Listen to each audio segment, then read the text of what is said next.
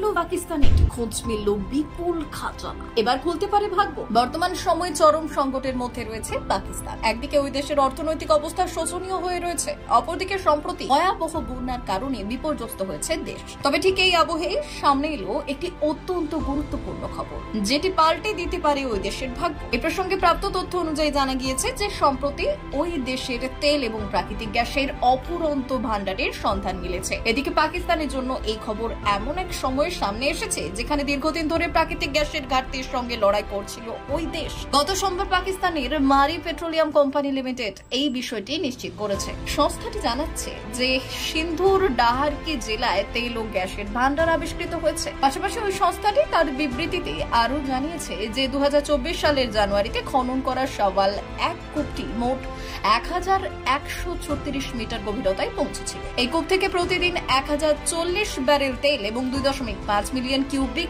প্রাকৃতিক গ্যাস বের হচ্ছে। এমতাবস্থায় কোম্পানির সিইও ফাহিম হায়দার জানিয়েছেন সামগ্রিক বিষয়টি বেশ চ্যালেঞ্জিং ছিল। তিনি এই সাফল্যকে সেই সমস্ত বিজ্ঞানী এবং ইঞ্জিনিয়ারদের জন্য একটি মাইল ফলক হিসেবে বিবেচনা করেছেন যারা এই গুরুত্বপূর্ণ আবিষ্কারে নতুন প্রযুক্তি ব্যবহার করেছেন। তিনি জানান যে এমপিসিএল এর 2024 সালের জানুয়ারিতে খাইবার পাখতুনখাওয়ার উত্তর ওয়াজিরিস্তান জেলায় গ্যাস আবিষ্কার করার পর এই সাফল্য এসেছে।